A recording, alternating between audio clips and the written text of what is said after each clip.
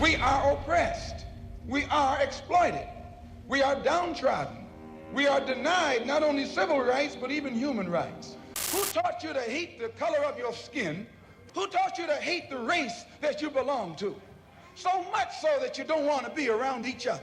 No, before you come asking Mr. Muhammad, does he teach hate? You should ask yourself, who taught you to hate being what God gave you?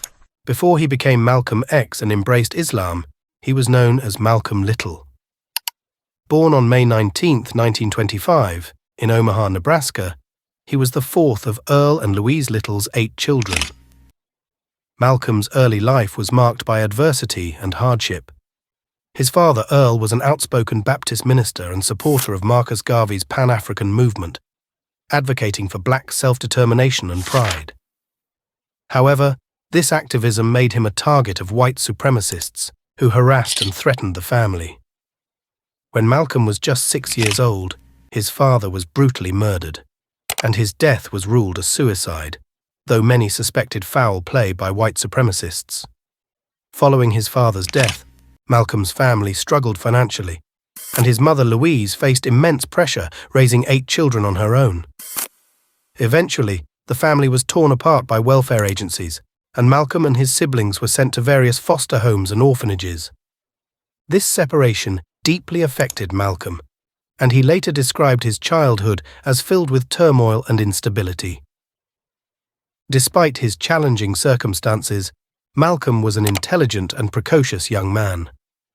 He excelled academically in school, but racial discrimination and prejudice from his teachers hindered his aspirations.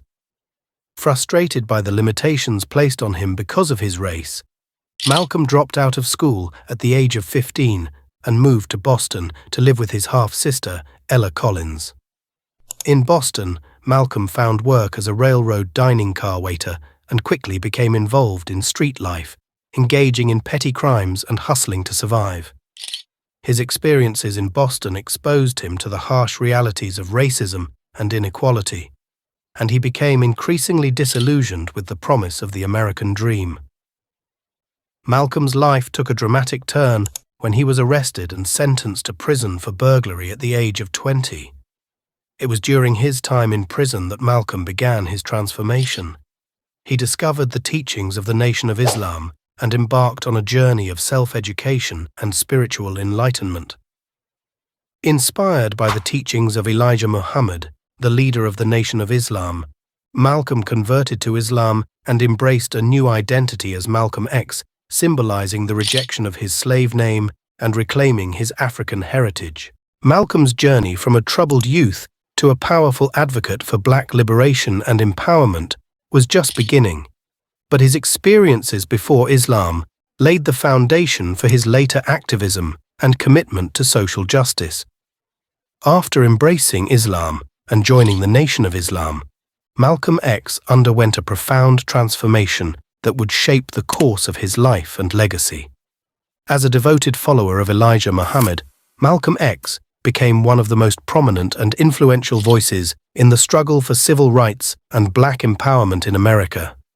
Upon his release from prison in 1952, Malcolm X dedicated himself wholeheartedly to the teachings of the Nation of Islam. He rose quickly within the organization, becoming a minister and spokesperson for the movement.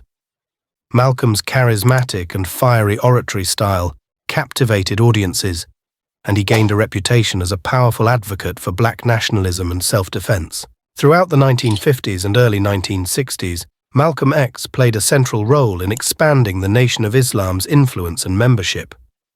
He traveled extensively, speaking at mosques and universities across the country, spreading the message of black pride, self-reliance, and separatism.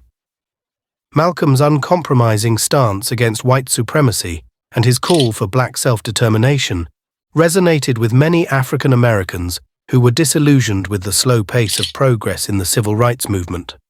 However, Malcolm's relationship with the Nation of Islam became increasingly strained as he grew disillusioned with Elijah Muhammad's leadership and the organization's rigid ideology. In 1964, he made a pilgrimage to Mecca, a transformative experience that exposed him to the diversity of Islam and led him to embrace a more inclusive and universalist worldview. Upon his return to the United States, Malcolm X broke ties with the Nation of Islam and founded his own organization, Muslim Mosque, Inc., and later, the Organization of Afro-American Unity. He continued to advocate for civil rights and black empowerment, but adopted a more moderate and inclusive approach, reaching out to other civil rights leaders and organizations, including Martin Luther King Jr. and the NAACP.